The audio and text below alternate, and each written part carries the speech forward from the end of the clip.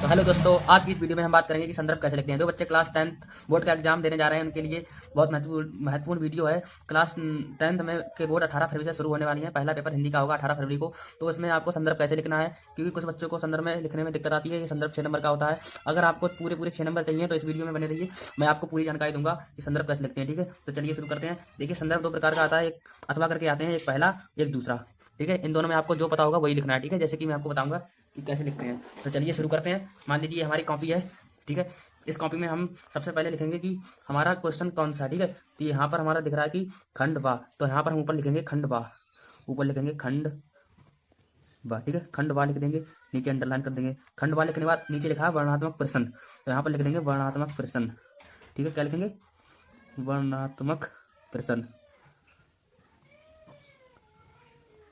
ठीक है, ये लिख देंगे। ये लिखने के बाद इसके नीचे भी अंडरलाइन कर देंगे ऐसे करके आराम से। ये करने के बाद फिर हम देखेंगे हम अब ये यहाँ पर इंपॉर्टेंट है कि हमें दोनों में से करना कौन सा है। देखिए, आप अगर आप मान लीजिए आप ये पहला करते हैं तो ये करते हैं, तो आप डायरेक्ट लिखोगे तो एग्जामिनर समझ नहीं पाएगा। ठीक है, वो देखेगा, वो उसे समझने में दिक्कत आएगी, वो आपके नंबर काट सकता है। ठीक है, तो यही हम बताएंगे कि ये कैसे करके लिखना है। तो आपको इसमें एक हिंट देनी होगी। क्या देनी होगी? हिंट। हिंट देनी होगी कि मान लीजिए हम पहला करते हैं तो पहला में ये यहाँ से 2 शब्द और इसके लास्ट में 2 शब्द ये लिख देंगे। ठीक है, तो इसकी हिंट हो गई।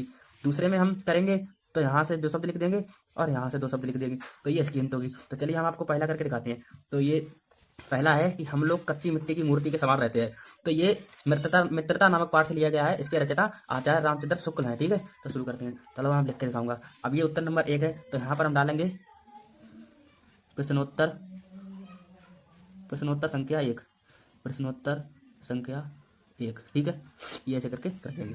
अब ये डाल दिया। अब यहाँ पर हम लिखेंगे कि हम लोग, अब मैं इसकी एक हिंट दूंगा जो कि एग्जामिनर समझ जाए। ठीक है, तो मैं हिंट देता हूँ। यहाँ पर लिखेंगे कि हम लोग बस इतना ही लिखना है। यहाँ पर डैश लगा देंगे, थोड़े डैश लगाने के बाद लास्ट के अक्षर 2 लिख देंगे। लास्ट के अक्षर जैसे दिए रखे हैं कि सहारा रहता है, तो यहाँ पर हम लिख देंगे सहारा रहता है। इससे क्या होता है कि एग्जामिनर को समझने में दिक्कत नहीं आती है और वो समझ आता है कि हाँ इसने ये वाला किया है, तो वो सीधे चेक कर देता है। ठीक है, इसमें कोई दिक्कत नहीं। अब हम बताएंगे इसमें अब दिया है, इसमें देखिए 3 प्रश्न दिए हुए हैं। पहला है उपयुक्त अंश का संदर्भ लिखिए, दूसरा है रेखांकित अंश की व्याख्या कीजिए, तीसरा है किन लोगों की संगत हमारे लिए बुरा है। तो हमें ये तीनों क्वेश्चन का जवाब देना। ठीक है, तीनों क्वेश्चन 2-2 नंबर के आते हैं। टोटल मिला के कितने हो गए? 6। ठीक है, कितने हो गए? 6। तो आपको बस तीनों क्वेश्चन हल करना है। मैं आपको बताऊंगा कैसे हल करना है। ठीक है, वीडियो पूरा देखें, बने रहिए वीडियो में। ठीक है, चलिए शुरू करते हैं। अब यहाँ पर पहला क्वेश्चन है कि उपयुक्त गद्यांश का संदर्भ, तो संदर्भ हम कैसे लिखें। ठीक है, तो संदर्भ लिख कर बताएंगे। ठीक है, तो यहाँ पर हम हेडिंग डालेंगे संदर्भ, हेडिंग डालेंगे संदर्भ, संदर्भ हेडिंग डाली। हेडिंग डालने के बाद ऐसे करके तीर लगा देंगे, नीचे अंडरलाइन कर देंगे। ठीक है, अंडरलाइन करने के बाद अब हम नीले पेन से लिखेंगे इसका संदर्भ।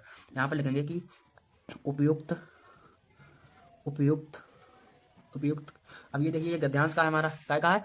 गद्यांश का है। यहाँ पर लिखा है कि निम्नलिखित गद्यांश पर आधारित दिए गए प्रश्नों का उत्तर दीजिए। ये हमारा गद्यांश का है, तो यहाँ पर हम लिखेंगे कि उपयुक्त गद्यांश, उपयुक्त गद्यांश, उपयुक्त गद्यांश हमारी पाठ्य पुस्तक हिंदी, ये हम काले पेन से लिखेंगे हिंदी, ये क्योंकि ये इंपॉर्टेंट शब्द है इसलिए ना काले पेन से लिख के डैश लगा देंगे दोनों तरफ। हिंदी के मित्रता नामक पाठ से लिया गया है, पाठ से लिया गया है। इसके रचयिता कौन है? आचार्य रामचंद्र शुक्ल है, तो ये कार्य पेन से लिखेंगे आचार्य रामचंद्र कौन है? शुक्ल है। ठीक है, शुक्ल है। तो ये हमारा संदर्भ हो गया। ठीक है, ये क्या हो गया? हमारा संदर्भ हो गया।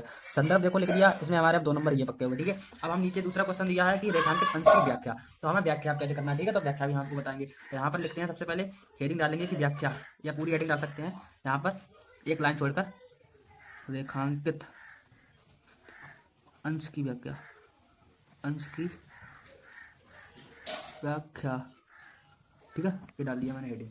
यहाँ पर ये तीर का निशान लगा देंगे, नीचे अंडरलाइन करना हो तो कर दो, नहीं करना है तो कोई बात नहीं। ठीक है, उसके बाद यहाँ पर हम व्याख्या करेंगे। ठीक है, कहेंगे व्याख्या। तो चलिए व्याख्या शुरू करते हैं। अब यहाँ पर हम कुछ नहीं लिखता है, यहाँ पर जो मैं लाइन बताऊंगा, पहली लाइन, वो तो लाइन सबको लिखना है, वो पक्की लाइन है। उस लाइन में है कि इस पंक्ति में, इस पंक्ति में लेखक का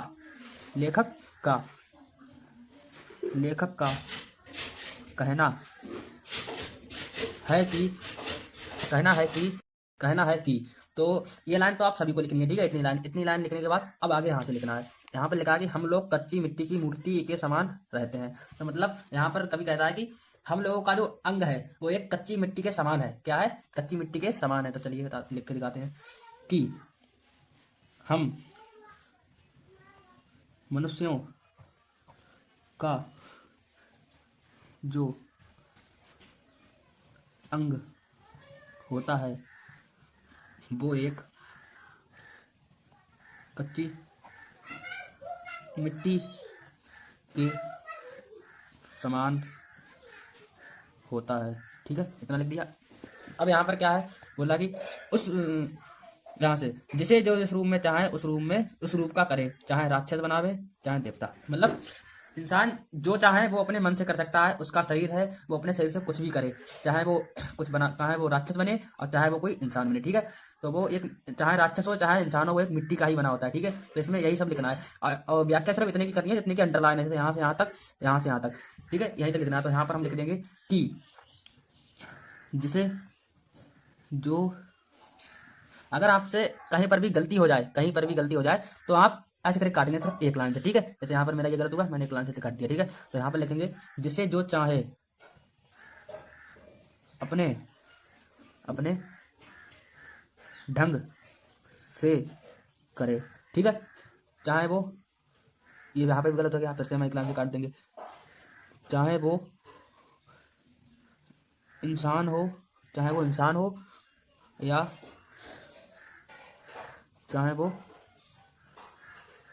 चाहे वो राक्षस हो, ठीक है। राक्षस, ये राक्षस हमारा गलत हो गया, हम फिर से लिख के दिखाएंगे, ठीक है। चाहे वो राक्षस हो, ठीक है। ये होगी हमारी व्याख्या। ये क्या होगी हमारी व्याख्या? यहाँ पर देखते हैं, ये होगी हमारी अब व्याख्या। यहाँ से हमारे अब 4 नंबर पक्के हो गए, ठीक है, पूरे नंबर मिले। अब यहाँ पर ये कहता है किन लोगों की संगत हमारे लिए बुरी है। तो यहाँ पर हम अपने मन से भी कुछ लिख सकते हैं, अगर अपने मन से नहीं लिखना है तो यहाँ से हम बना के भी लिख सकते हैं, ठीक है। ये कुछ यहाँ तक तो सारे बच्चों को ज्यादातर पता रहता है, पर ये जब तीसरा क्वेश्चन आता है ये इसमें दिक्कत आती है बच्चों को। तो यही मैं बताऊंगा कि आप लोग चाहे तो अपने मन से लिख सकते हैं। जैसे यहाँ पर लिखा किन लोगों की संगत हमारे लिए बुरा है, तो हमें पता है कि हमें बुरे लोगों की संगत हमारे लिए बहुत बुरी होती है, क्योंकि बुरे लोग, मतलब कि बुरे लोग वो आते हैं जो नशा करते हैं या जुआ वगैरह खेलते हैं, कुछ भी करते हैं, मतलब जो लोग गलत हैं उनकी संगत करने से हम भी बुरे हो जाते हैं, ठीक है। यही लिखना है उसमें। तो यहीं से आप लिख सकते हैं और पूरी हमने इसमें जानकारी दे दी है आपको। अगर तुम चाहो तो ये भी इसी तरीके से लिखा जाएगा और ये भी इसी तरीके से लिखा जाएगा। आपको अगर ये वाला पता है तो आप ये लिखो, आपको ये वाला पता है तो आपको ये लिखो, ठीक है। आप दोनों ही लिख सकते हो, दोनों ही 6 नंबर के आते हैं। ये मैंने आपके लिए देखिए 6 नंबर पक्के करा दिए। आपको मैं चाहता हूं कि आपको अच्छी तरीके से ये सीखने को मिले, ठीक है, क्योंकि इसमें अगर आप इसमें ही दिक्कत करोगे तो आगे भी पूरा पेपर करने में दिक्कत आएगी, ठीक है। तो ये गद्य के हो गए, अब पद्य में भी आते हैं, ठीक है। तो पद्य के भी इसी तरीके से होंगे। तो आप दिक्कत ना लें और इसी तरीके से करके आए पेपर में, आपको नंबर अच्छे मिलेंगे, ठीक है। धन्यवाद। अगर आपको हमारी वीडियो अच्छी लगी हो तो लाइक करें, कमेंट करें, साथ ही सब्सक्राइब करें, ठीक है। तो ठीक है, धन्यवाद। यहीं से हम खत्म करते हैं।